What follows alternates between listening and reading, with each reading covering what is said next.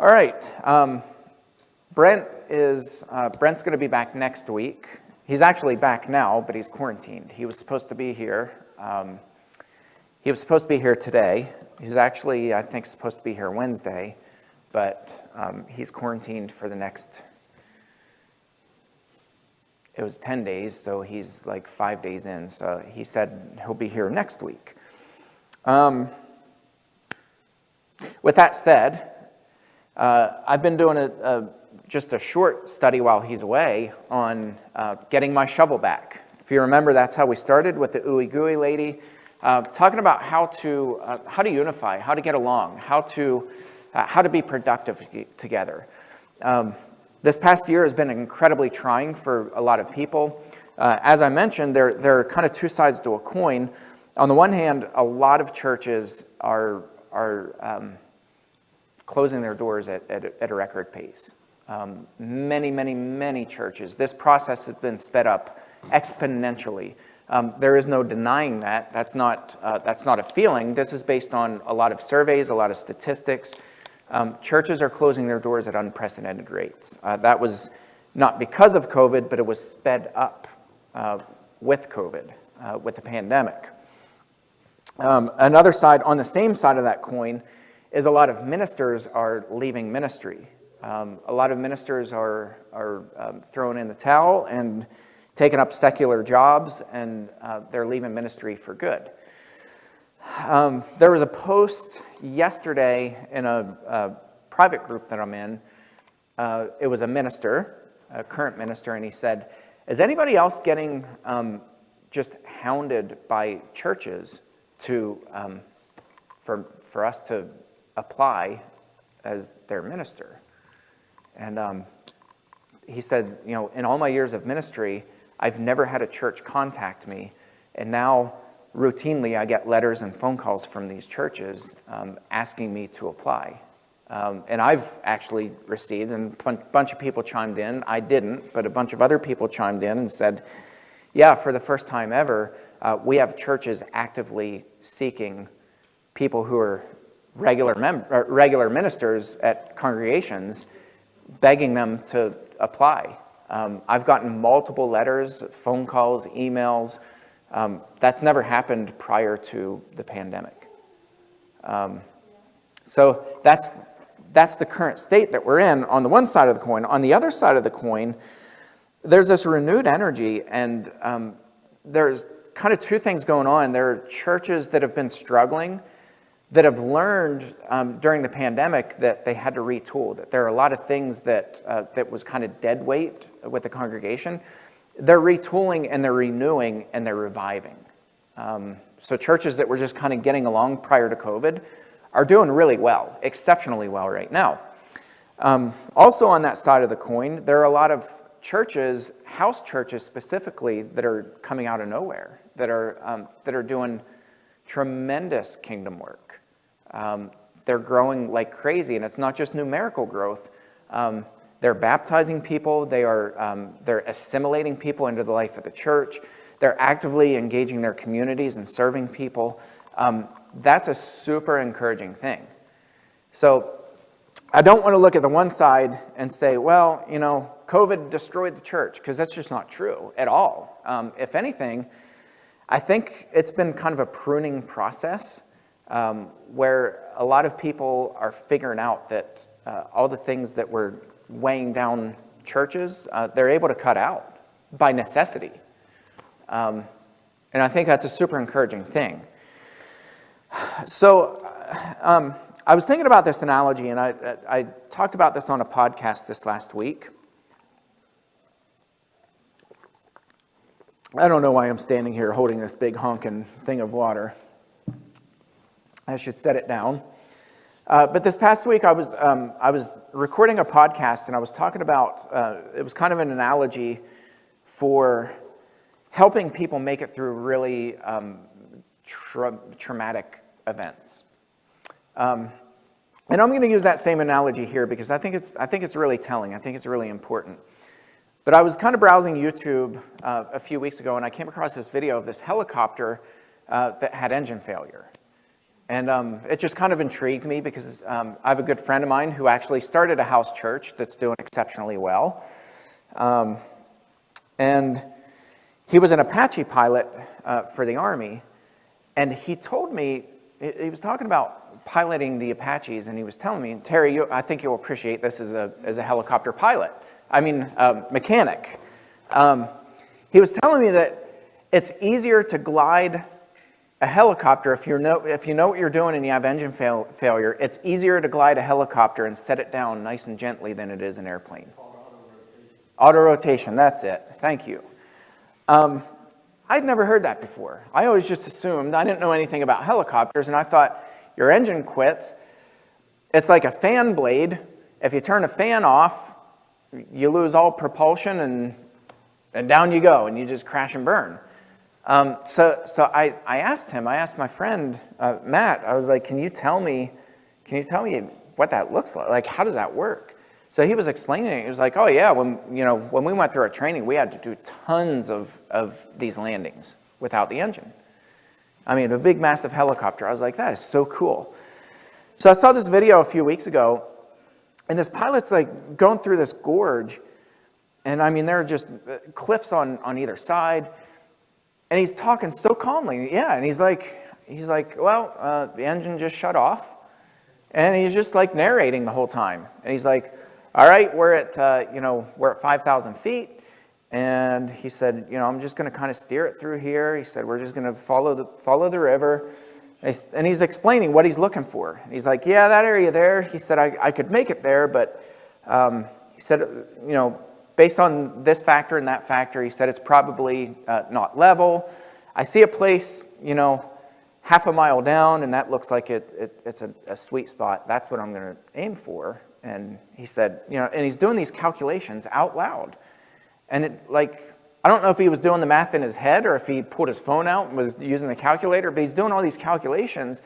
And he goes, oh, yeah. He's like, yeah, we can make that. He's like, we're going to land right there. That's my spot. And then he gets down, and he flares it right at the end, and he touches that thing down, and it was like this perfect soft landing. I was like, it was like this 5-minute video. And my heart's pounding out of my chest for the guy, and the guy's just so calm. And then at the end of the video, it goes, okay, this was a simulation. Well, here he had a trainee with him, and so he simulated an engine failure, but he really cut the engine off. He's like, I actually cut the engine off. He's like, I could have fired it back up if I needed to, but he's like, I wanted to do a full sim from start to finish.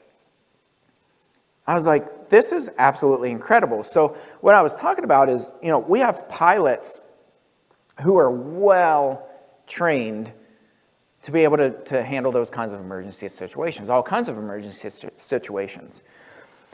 But we can train them really well, but if they don't know or don't believe that the aircraft is capable of performing that, they're going to crash every time. So it's not only the knowledge of how to do it, it's actually doing it. It's actually going through and completing those kinds of emergency maneuvers. And you look back and you're like, okay, I successfully landed this thing without an engine. Sully Sullenberger, right? Miracle on the Hudson. The miracle on the Hudson wasn't really a miracle. Sully Sullenberger was doing exactly what he was trained to do and exactly what the aircraft was designed to do. I mean, everything from start to finish was textbook. Him going through his training, him talking out loud. If you listen to the audio recording, the black box recording, it is absolutely chilling to hear him just talk through. He's so calm and so professional, and he's just talking through from start to finish. Now, how does that analogy apply to what we're talking about? I see so many churches closing their doors and just giving up and saying, there's no way we can make it. And I'm telling you, as somebody who is trained at both college and graduate levels, we were not trained to recover churches. They didn't even bring it up. This is such a real phenomenon. 80% of the membership of our churches, the Churches of Christ, 80% of our membership, and I think this is probably across most denominations would find similar patterns, 80% of our membership is held in churches of 100 or less members. It's not the big, healthy, growing, vibrant churches that hold our membership. It's churches just like this. Want to take a guess which size churches are closing their doors at unprecedented rates? Take a wild guess. Throw it out there. Opposite. The small churches. There are mega churches that are closing their doors at pretty high rates. But it's the small churches because they're losing. I mean, look at us. Look at the amount of deaths we've had in the last year, in the last 6 months. We had Bill in November. The day after Thanksgiving, Bill Riggs died. That was a huge, huge loss for this congregation. I mean, we're still reeling in Bill's death. We lost Nimmy. We're losing Mike. Mike could go at any minute. Valinda just lost her dad. We have all this death. One is a lot for a small church. One in a year is a lot. We've had multiple deaths. And potentially could have more. Who knows? Right? Those are the kinds of things that we're not equipped to handle. We're not trained in our schools and our seminaries for how to navigate those kinds of situations. And the reality is that's reality. That's life. It happens, right? And so what I would like to see happen is for churches to not only be trained to navigate any and every situation, but to know that they're capable of doing it. To know that God equipped the church. God built the church. God built the body of believers to be equipped for those kinds of things. To navigate them and to land softly. Contrast this. Yesterday there was a crash. Where did this happen? There were 7 people that just died on an airplane accident. It had taken off. It was going to somewhere in Florida, Palm Beach. And shortly after takeoff, they had to do an emergency landing, and they just crashed into a lake, and all 7 died. And a lot of pilots, I went on the comments of that news article. I just saw the article this morning. Interestingly, a lot of pilots were getting on saying, here's likely what happened. We see this all the time. Pilots are untrained or not trained enough, or they didn't get their hours in. They get into an emergency situation and they panic and they don't know how to land the thing. That aircraft is designed to land in an emergency situation. God designed the church to navigate emergency situations. The New Testament was written in every kind of emergency situation imaginable, known to man. I mean, Jesus entered into people's trauma, into people's pain, and he navigated that, and he did it with excellence, and he showed people he's like the pilot, right, who's talking through just nice and calmly saying, here's how we're going to navigate this. And I see churches get into these traumatic situations and people panic and they don't know what to do and they're freaking out and and then they start fighting in the midst of that. Look at the amount of churches who have fought in the midst of a pandemic. Thank God we have a congregation that didn't at all. We didn't have one fight break out, right? We navigated it, I think, pretty darn well. And we've had a lot of tragedies, haven't we, Tex? In the last year, we've had a lot of tragedies. And I think we've navigated it with excellence. It hasn't been easy, but everybody remained calm. Everybody worked together. Everybody communicated well. Wasn't perfect, but there was that communication. So I want to point to, first I want to point to the letter in Philippians and read what Paul says, because I think this is so absolutely important. And then I want to back up prior to when Paul wrote this letter to the church in Philippi. If you have your Bibles, turn to Philippians chapter 4.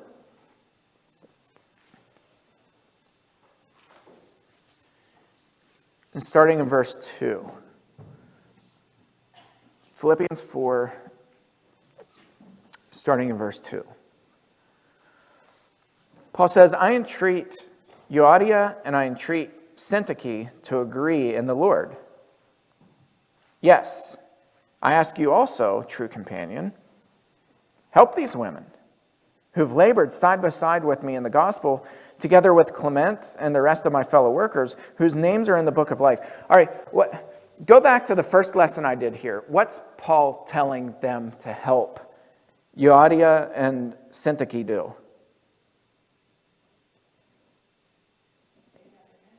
What is he asking people to help these two women to do? I entreat Euodia and I entreat Syntyche to agree in the Lord. What was the very first lesson that I did here when Brent went away? What was the video I showed? How to get your shovel back. I want my shovel back. Right? Like, that was the video. She said, these kids can say the alphabet in 5 different languages, but they don't know how to get their shovel back when somebody takes it. And that carries into adulthood. People fight over parking spots and over, why am I always the one who has to close? And vacation time, and right? And people don't know how to get their shovel back. They don't know how to simply go to somebody who took their shovel and say, can you please give me my shovel back? And that was the whole point of her lesson. So Euodia and Syntyche don't know how to get their shovels back. They're like going at it with each other. They're fighting and you know, hair's being ripped out and, you know, hands are flying and, you know, like they're fighting. They don't know how to get their shovel back. And Paul says, I entreat you guys to agree in the Lord. Get along. Then he says, yes, I ask you also, true companion, help these women who have labored side by side with me in the gospel together with Clement and the rest of my fellow workers, whose names are in the book of life. Their name is in the book of life. Paul says they've worked right beside me, and now they don't know how to get their shovel back. Do you ever see church people do this? You ever see people dedicate their lives to the church, to serving, to volunteering, and then one thing goes wrong, and the hackles go up, and right? And they're just going at it. And you're stepping back and you're looking and you're like, what is going on? Right? It happens. So Paul's saying, no, like come back to reality and learn how to get along. Your names are already written in the book of life. Don't mess that up. Don't fight over silly things. Get along. I entreat you to get along. Verse 4, Paul says, rejoice in the Lord always. Again, I will say rejoice. Let your reasonableness be known to everyone. The Lord is at hand. Do not be anxious about anything, but in everything by prayer and supplication with thanksgiving, let your requests be made known to God.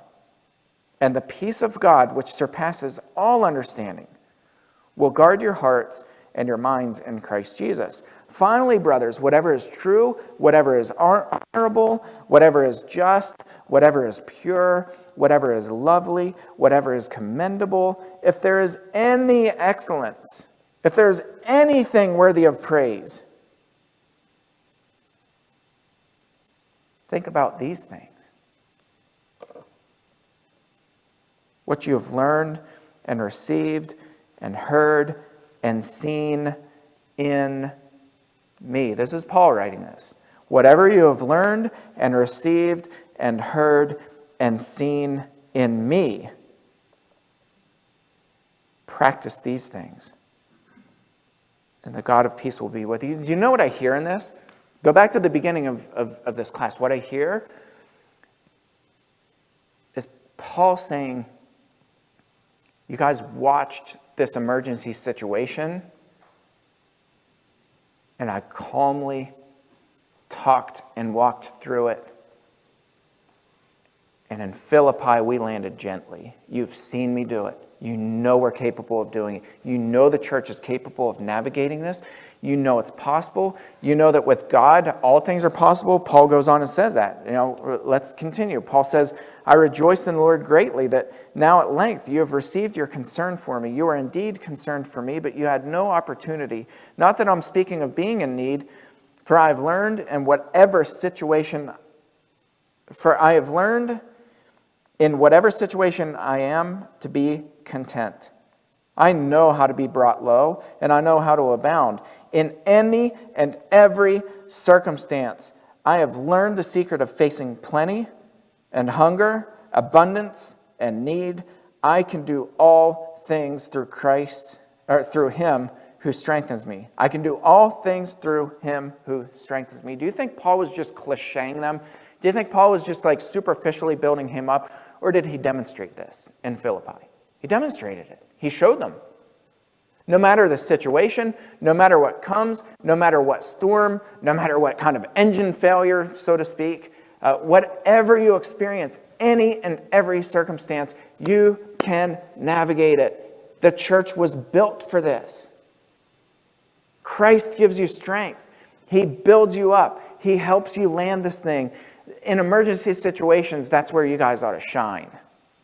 That's where you ought to be the most calm, the most level-headed. That's where you need to communicate the most. Don't do it alone. You have other people beside you. You have co-pilots in the church. You have other people to navigate this with. Follow my example. Paul says, you know. Now, question, pop quiz. What happened with Paul's first visit to Philippi? Very first time that Paul went to Philippi.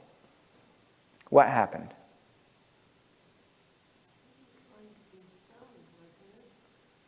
Not in Philippi, but he was severely beaten, him and Silas. And what happened to them after they were beaten?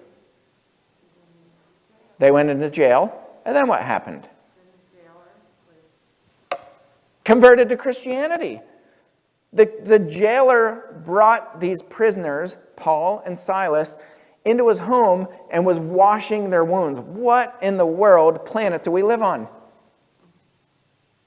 Do you think that was common? Do you think this Roman jailer in a Roman town was winning points with Augustus Caesar, with Caesar, right? Was he winning points with Caesar by taking inmates into his own home and washing their wounds? Do you think that if that got back to Rome, that Caesar would be like, well done, right? No, he would have been beheaded. That was a capital offense for a Roman guard to take prisoners into his own home and to be washing his wounds, and then to say, all right, prisoners, I submit to the Lord. I want you to baptize me, and I want you to baptize my whole household. Can you imagine? Now, here's my question. That was the end result. What led to the conversion of the jailer and his household? What led to that conversion? And don't say Holy Spirit. They just prayed and it happened. What event led to the Philippian jailer going from shackling these guys and watching them to washing their wounds and saying, Paul and Silas, will you baptize me and my household? I submit my life to Jesus Christ. I will serve him. This guy probably ended up becoming an elder in the church. Who knows? We know there was an established church in Philippi because Paul's writing a letter, isn't he? What happened to lead to that point? Whatever circumstances Paul found himself, he was doing his work for the Lord. He was living out Christ. Yeah. Through his strength, as the end his strength. At the beginning, he was going to preach no matter what. Absolutely. And he didn't matter where he was and the circumstances he was there or the circumstances he was in jail. Yeah. Whatever circumstances he was in, he was willing to preach. Yep. And that was it.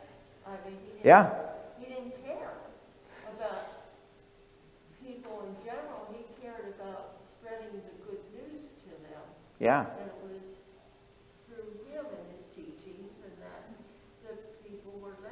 Yeah. When they went into the jail, they started singing. There you go. Yeah, Acts chapter 16. In fact, I want to read that part because for me this is absolutely telling. And if you know anything about flogging, how many times were people flogged? You know the number? There was an exact number. 39. Yeah, 39. They received 40 minus 1 lashes. That was a typical traditional flogging. Why 39? What was that? Why was that significant? They wouldn't die. Yeah, it was believed, whether it's true or not, it was believed that the 40th blow would be the one that would take their life. So they would give them 39 to bring them to the closest point of human suffering possible. And if you guys have ever read history, I'm not going to traumatize you by telling you what these flagellum looked like, what they were made of. But if you've ever read history, these were incredible. It wasn't just whips. It wasn't just leather. There were all kinds of things that were entwined in that leather to make it incredibly crushing, piercing, awful, gruesome. This was not just a whipping. That's not what this was. These guys were severely injured. I'm talking severely injured to the point where they were very near death. That's what is so impressive about Christ. They whipped him, and they didn't stop counting. Right? Yeah. I mean, it's brutal. There's absolutely no way around this Roman sense of torture. It was awful. Mm-hmm. Yeah, this was a very gruesome scene. And by the way, Philippi was the first place that Paul went to after he received what? What was the famous, the famous call? Do you remember that? Yeah, when Jesus called him to come fish with the men, right? No, this is the Macedonian call. Paul had a vision, and it was this guy begging and pleading, hey, come over to Macedonia and help us. Paul has this vision, right? This Macedonian call. And if you remember, it's really weird how Luke records this. He says the Spirit of Jesus kept them from going through this whole massive geographical region. The Spirit of Jesus kept them from preaching the word. That's a really strange... I would love one day to just talk to God and say, what in the world? These guys committed their lives to preaching the gospel. And they're faithful, they're on foot, they're poor, they're traveling all throughout Asia, and you prevented them in that whole massive, I'm talking hundreds and hundreds of miles, they couldn't say a word about Jesus. And then they come to Troas,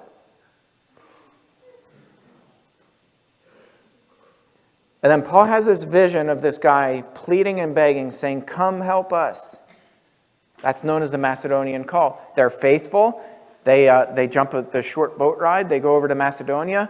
They come into Philippi, and this is the scene that unfolds. The first place that they go when they land in Macedonia is a Roman town, a Roman city,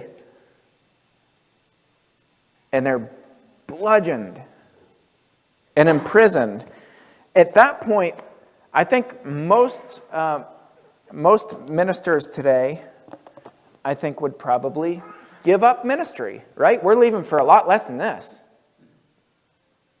Look at the number of ministers who've permanently left ministry in this past year because people got sick and couldn't figure out how to get along in the middle of a pandemic. I mean, they were fighting over anything and everything. It was complete chaos in a lot of these churches. Churches closed their doors, ministers left. In a lot of churches, again, not all, that's not the whole story, but a lot of churches did that. This is what Paul experienced, and here's what happens. Here's how Luke records it. Verse 25, Acts 16, verse 25. What's that? Acts, yes. Acts chapter 16, starting in verse 25. About midnight, Paul and Silas were praying and singing hymns to God. Here's a Lukeism. Remember the Lukeisms? Luke draws attention to very specific details and highlights the senses, hearing, seeing. And Jesus turned and looked directly at Peter. And Peter went away and wept bitterly. Peter and John were going up the temple steps, and a man who was lame from birth was asking alms. And Peter directed his gaze at him and said, "Look at us." Right? Luke has these Lukeisms where he draws attention to these senses to give you this powerful picture as he unfolds his narrative. So here he says, about midnight, Paul and Silas were praying and singing hymns to God, and the prisoners were listening to them. And suddenly there was a great earthquake, so that the foundations of the prison were shaken. And immediately all the doors were opened and everyone's bonds were unfastened. When the jailer awoke and saw that the prison doors were open, he drew his sword and was about to kill himself, supposing that the prisoners had escaped. Now, why would the guy do this? Why was he that desperate? Why was he about to take his life when the prison doors opened up? Who was he afraid of? Yeah, this guy was dead meat and he knew it. And Paul knew it because Paul's a Roman citizen. Paul knows a thing or two about Roman government and how this all works. And so what does Paul say? Verse 28, but Paul cried with a loud voice, "Do not harm yourself, for we are all here."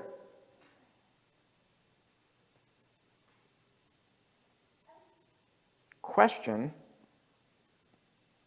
who does Paul have compassion on? The jailer. You think this jailer cared a thing about Paul and Silas? It was his job to keep them locked up. These guys are bludgeoned, bleeding out, fastened in their stocks, and the jailer's overseeing them. And Paul, seeing the guy's about to kill himself, cries out, "Don't harm yourself. We're all here." And the jailer called for lights and rushed in, and trembling with fear, he fell down before Paul and Silas. Then he brought them out and said, "Sirs, what must I do to be saved?" And they said, "Believe in the Lord Jesus, and you will be saved, you and your household." And they spoke the word of the Lord to him and to all who were in his house.